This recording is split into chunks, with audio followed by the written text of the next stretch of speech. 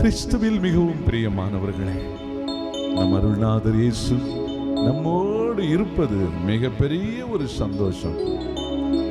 அப்பாவை கூப்பிடுவோமா? வாருங்கப்பா, என் கூட இருங்கப்பா, உங்க வல்லமை எனக்கு தாங்கப்பா, அபிஷேகத்தை எனக்கு தாங்கப்பான்னு சொல்லி நீங்க என் கூட இருந்தா எனக்கு சந்தோஷம் என்று சொல்லி கடவுளுக்கு முன்பாய் பாடி அவரை நாம் ஆராதிப்போம். ஹல்லேலூயா.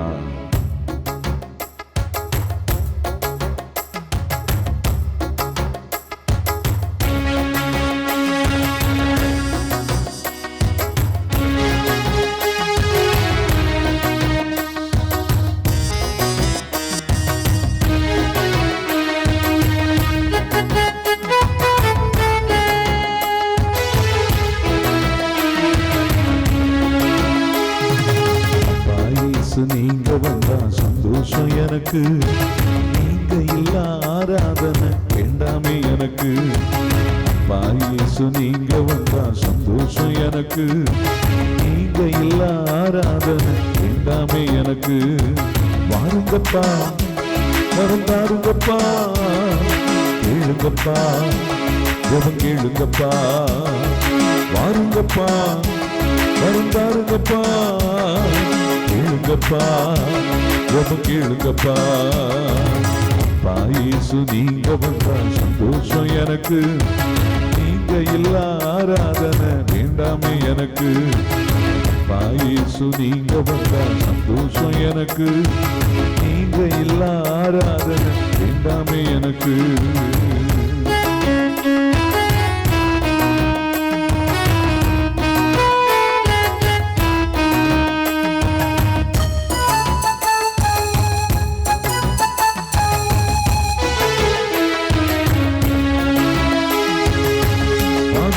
நடனமாடி உம்மை உயர்த்துவே, தானியேல் போல் ஜெபித்து உந்தன் பாதம் அமருவே. தாவீதை போல் நடனமாடி உம்மை உயர்த்துவே, தானியேல் போல் ஜெபித்து உந்தன் பாதம் அமருவே. பல கோடி கோடி நாவுகள் உம்மை உயர்த்திட, முழங்கால்கள் உந்தன் நாமத்திற்கு முடங்கி பணிந்திட. பல கோடி கோடி நாவுகள் உம்மை உயர்த்திட, முழங்கால்கள் உங்க நாமத்திற்கு முடங்கி பணிந்திட. வாருங்கப்பா, வந்தாருங்கப்பா, கேளுங்கப்பா, ஜெபம் கேளுங்கப்பா. வாருங்கப்பா, வந்தாருங்கப்பா, கேளுங்கப்பா, ஜெபம் கேளுங்கப்பா. அப்பா இயேசு நீங்க வந்தா சந்தோஷம் எனக்கு, நீங்க இல்ல ஆராதனை வேண்டாமே எனக்கு.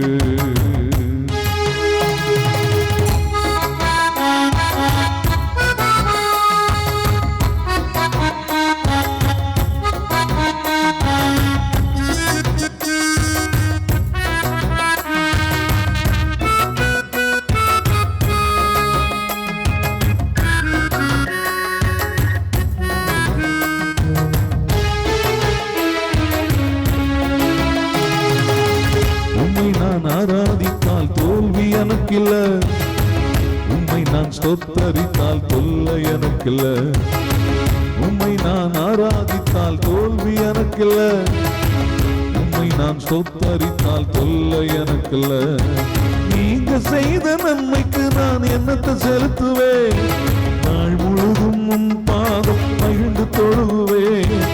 நீங்க செய்த நன்மைக்கு நான் என்னத்தை செலுத்துவேன், நாள் முழுதும் உந்தன் பாதம் மகிழ்ந்து தொழுவே.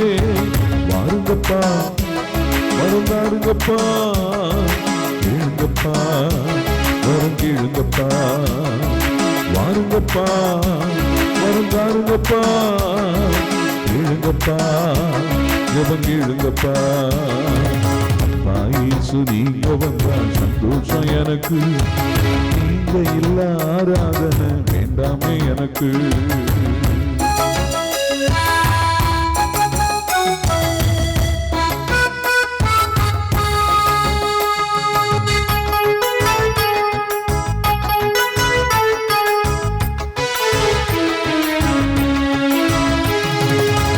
உயிரோடு இருக்கும் வரை உம்மை பாடுவேன், உந்த நாமம் நாமம் உயர்த்திடவே உலகில் வாழுவேன். உயிரோடு இருக்கும் வரை உம்மை பாடுவேன். இந்த நாமம் உயர்த்திடவே உலகில் வாழுவேன். நான் உமது அடியேன், என்னை ஆசீர்வதித்திடும். உமக்கு ஸ்தோத்திர பலி செலுத்தி துதித்து மகிழுவேன். நான் உமது அடியேன், என்னை ஆசீர்வதித்திடும். உமக்கு ஸ்தோத்திர பலி செலுத்தி துதித்து மகிழுவேன். வாருங்கப்பா, வருந்தாருங்கப்பா, ஏழுங்கப்பா, ஜெபம் கேளுங்கப்பா. வாருங்கப்பா, வருந்தாருங்கப்பா, ஏழுங்கப்பா, ஜெபம் கேளுங்கப்பா. இயேசு நீங்க வந்தா சந்தோஷம் எனக்கு. நீங்க இல்ல ஆராதனை எல்லாமே எனக்கு. இயேசு நீங்க வந்தா சந்தோஷம் எனக்கு. நீங்க இல்ல ஆராதனை எல்லாமே எனக்கு. அல்லேலூயா, அல்லேலூயா, அல்லேலூயா, அல்லேலூயா, அல்லேலூயா, அல்லேலூயா, அல்லேலூயா, அல்லேலூயா.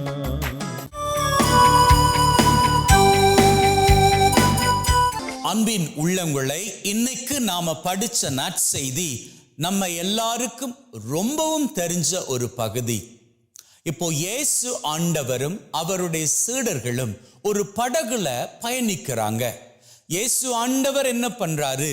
அவர் அந்த படகுல போய் தூங்கிக்கிறாரு. அப்போன்னு பார்த்து திடீரென்று காற்றும் கடலும் கொந்தளிக்கிறது. இப்படி அந்த கொந்தளிக்கின்ற தருணத்துல சீடர்கள் எல்லாரும் பயந்து போய் இயேசுவை எழுப்புறாங்க. இயேசு ஆண்டவர் எழுந்து வந்து அந்த காற்றையும் கடலையும் அதனுடைய கொந்தளிப்பையும் அவர் அடக்குகிறார். ஆனா இயேசு ஆண்டவர் எழுந்து வந்து இந்த காற்றையும் கடலையும் அமைதிப்படுத்துவதற்கு முன்னதாக ஒரு காரியம் பேசுறாரு. அவர் என்ன காரியம் பேசுறாரு? அவர் தன்னுடைய சீடர்களை பார்த்து கேட்கிறாரு, எங்கப்பா உங்க நம்பிக்கை? நம்பிக்கை குன்றியவர்களே, எதற்கு பயப்படுறீங்க அப்படின்னு கேட்டார் இல்லையா? சரி, இப்போ இயேசு அங்க இருந்தார் தான், அவங்களுக்கு நம்பிக்கை இருந்திருக்கணும். இயேசு இருக்கும்போது நமக்கு எதுவும் நடக்காது அப்படின்னு. ஆனா இருந்தாலும் இயேசு அங்க இருக்கும்போது கூட அந்த கொந்தளிப்பு ஓயல்லையே. எப்போ இயேசுவை அவங்க அழைச்சாங்களோ அப்பதானே இயேசு ஆண்டவர் அவர்களது போராட்டமான அந்த சூழ்நிலையை சரிப்படுத்தினாரு. அப்போ இயேசு ஆண்டவர் அந்த இடத்துல அவங்க கூட, he was physically present with them. இயேசு ஆண்டவர் அந்த இடத்துல அவர்களோடு மனுஷனாக உட்கார்ந்து இருந்தார், படுத்திருந்தார். அப்போ அந்த சூழ்நிலையில இயேசு ஆண்டவர் அங்கு இருக்கும் போதே அந்த காற்றும் கடலும் அமைதிப்படுத்தப்படல அப்படின்னா, when he is spiritually present with us, he is not physically present with us anymore. Now, apart from the Eucharist, நற்கருணையில அவர் உண்மையாகவே உடலாகவும் பானமாகவும் அவர் பிரசன்னமாய் இருக்கிறார். அது நம்முடைய நம்பிக்கை, அதுதான் உண்மை. அந்த நற்கருணையை தாண்டி அன்றாட நம்முடைய வாழ்க்கையில் அவர் உடலோடும் இரத்தத்தோடும் நம்மோடு இருக்கிறாரா அப்படின்னு பார்த்தால் அவரை நம்மால் பார்க்க முடியாது. பட் அவர் ஸ்பிரிச்சுவலி நம்ம கூட இருக்கிறார். அது நம்முடைய நம்பிக்கை. ஸோ அப்படி இருக்கிற தருணத்துல நாம நம்முடைய வாழ்க்கையில டெய்லி நாம் என்ன படகுலையா போறோம்? கடல் கொந்தளிக்குதா? காற்று என்ன குழம்பி போதா? கிடையாது. அதை நம்முடைய வாழ்க்கை அப்படின்னு ஒப்பிட்டு பார்க்கலாம். குடும்ப வாழ்க்கையாக இருக்கட்டும், தனிப்பட்ட வாழ்க்கையாக இருக்கட்டும், நம்முடைய படிப்பு சம்பந்தப்பட்ட காரியங்களாக இருக்கட்டும், எதுவாக வேண்டுமானாலும் இருக்கட்டும். அப்போ நம்முடைய சூழ்நிலையில நமக்கு வரக்கூடிய ஏதோ ஒரு சிக்கல், பிரச்சனை, அந்த பிரச்சனை நாம சந்திக்கக்கூடிய இந்த அலைக்கழிப்புகள் அப்படின்னு நாம எடுத்துக்கலாம். அப்படியான வேளையில இயேசு ஆண்டவர் அவர்களோடு உடலால் பிரசன்னமாகி இருந்தது போன்று நம்மோடு அவர் உள்ளத்தில் பிரசன்னமாகி இருக்கிறார். அவர் நம்ம கூட ஸ்பிரிச்சுவலாக பிரசண்டாக இருக்கிறார். இந்த தருணத்துல இவற்றை எல்லாம் சரிப்படுத்தும்படி நம்ம இயேசுவை அழைத்தால் அவர் சரிப்படுத்துவார். எப்போ? அன்னைக்கு 2000 வருஷங்களுக்கு முன்பாக. ஆனா இப்போ இயேசுவை நாம அழைத்தால் சரிப்படுத்துவாரா? அதற்கு பதிலத்தான் இயேசு ஆண்டவர் இந்த 2 நிலைகளுக்கும் இடையிலாக நமக்கு கொடுக்கிறார். என்ன அந்த 2 நிலைகள்? இயேசு ஆண்டவரை சீடர்கள் வந்து எழுப்பிய வேளையில இயேசு ஆண்டவர் எழும்பி என்ன பண்ணாரு? அந்த காற்றையும் கடலையும் அடக்கி போட்டார். இந்த 2க்கும் இடையில அவர் கேட்டுக்கிட்ட அந்த வார்த்தைகள், நம்பிக்கை குன்றியவர்களை எதற்கு அஞ்சுனீர்கள்? அப்படின்னா இயேசு அவங்களுக்கு மட்டுமல்ல நமக்கும் ஒரு மெசேஜ் கொடுக்கிறார்.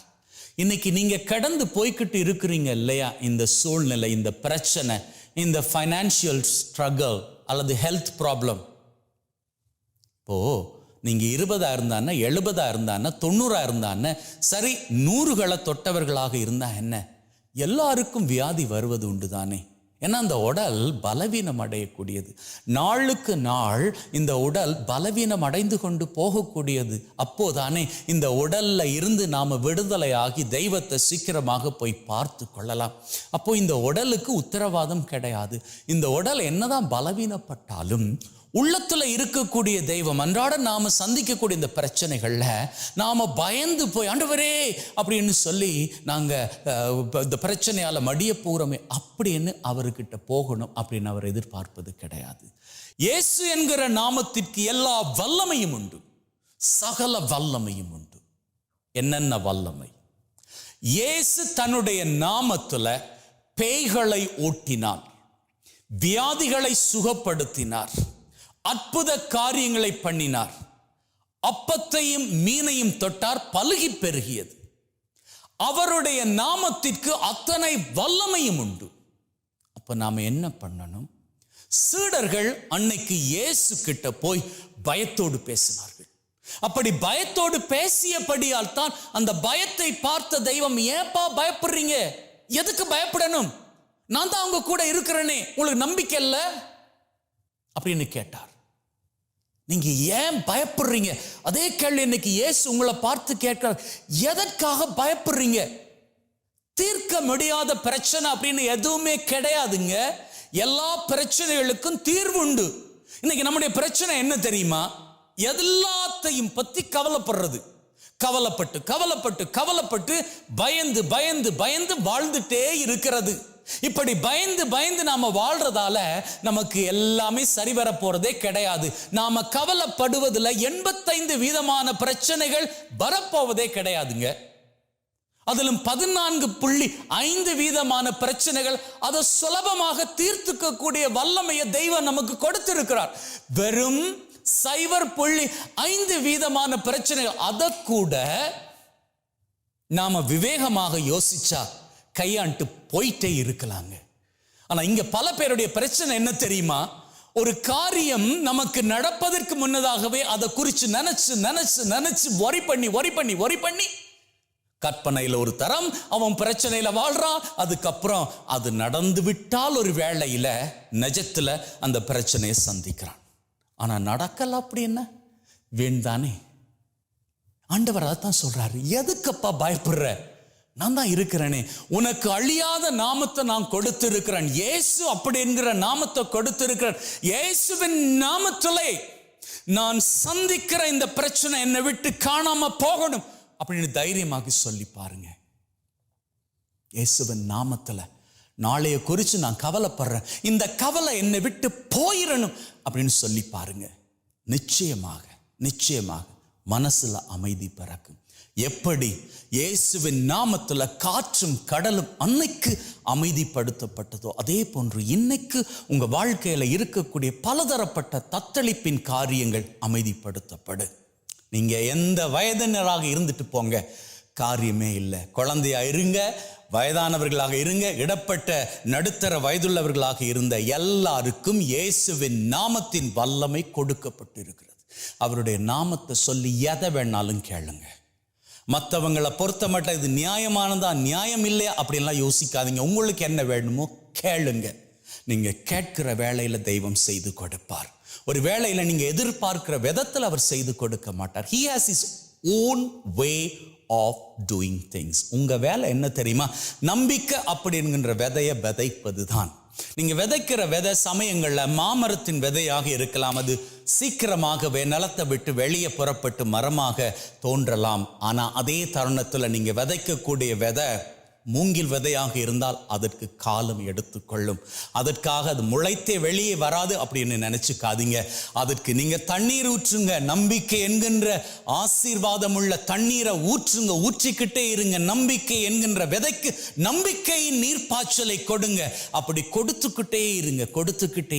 எப்படி எப்படி எப்படி அந்த மூங்கில் மரம் 4 ஆண்டுகள் தாண்டி உடனடியாக 4வது ஆண்டுல ஒரு 90-95 அடி வரை ஒரே வாரத்தில் உயர்ந்து நிற்கும். அதே போன்று நீங்க கேட்ட காரியம் நிச்சயமாக நீங்க நினைத்ததற்கு மேலாக உங்க வாழ்க்கை மீது வந்து சேர இயேசுவின் நாமம் உங்களை சிகரங்களில் உயரங்களாக கொண்டு போய் சேர்க்கும்.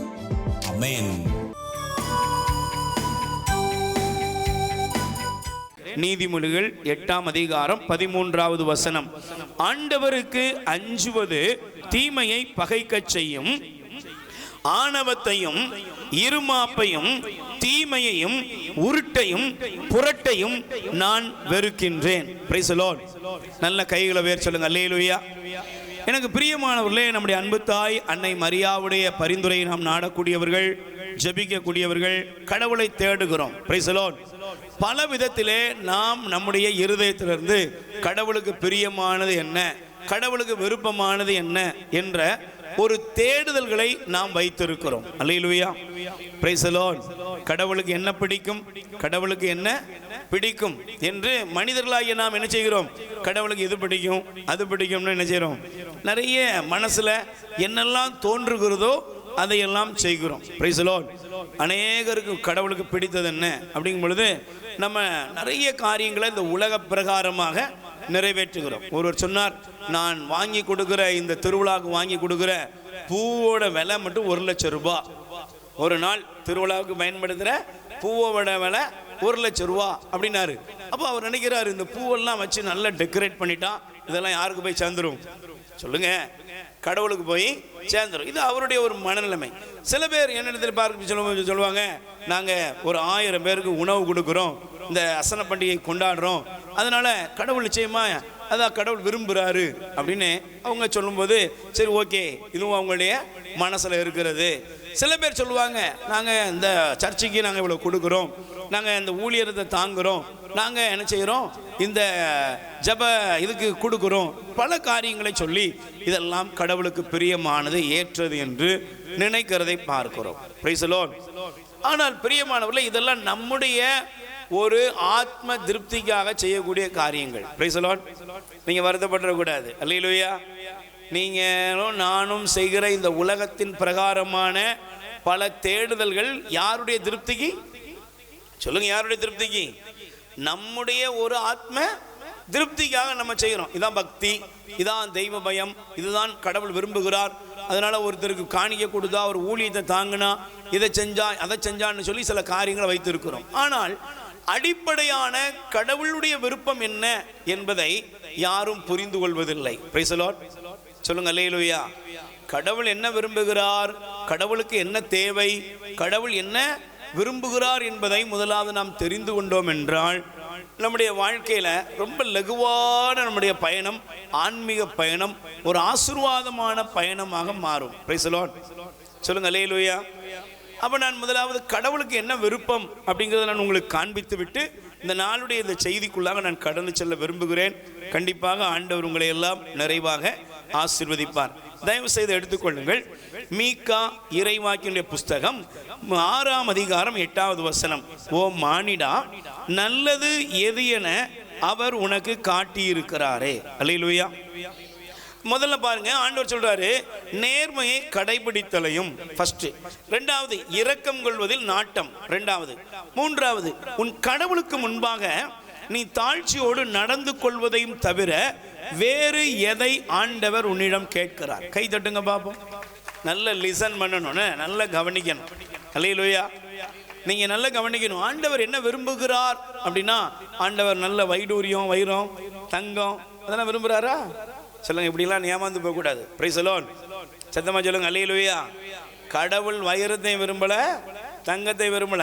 கடவுள் விரும்புகிற 3 காரியம் எழுதியிருக்கு, படிச்சிங்களாமா? 1, நேர்மையை கடைபிடிப்பது. சொல்லுங்க எல்லாரும். 2வது, நீ இரக்கத்தோடு வாழ்வது.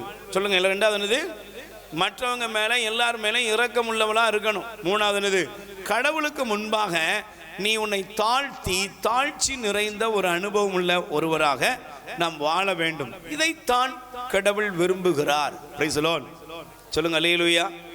ஆண்டவர் ஆட்டை கொண்டா மாட்டை கொண்டா அதெல்லாம் என்ன செய்யல, அவர் கேட்கவில்லை. ஆண்டவரே சொல்றார், உங்களுடைய யார்பா கேட்டது அப்படின்னு அவரே சொல்லுகிறார். Price the Lord. சொல்லுங்க அல்லேலூயா. அப்ப எனக்கு பிரியமானவர்களே, கடவுளுக்கு விருப்பமானதை நாம் நிறைவேற்ற வேண்டும் என்றால் அவருக்கு விருப்பம் இல்லாததை நம்ம வாழ்க்கையை விட்டு என்ன செய்யணும், அகற்ற வேண்டும்.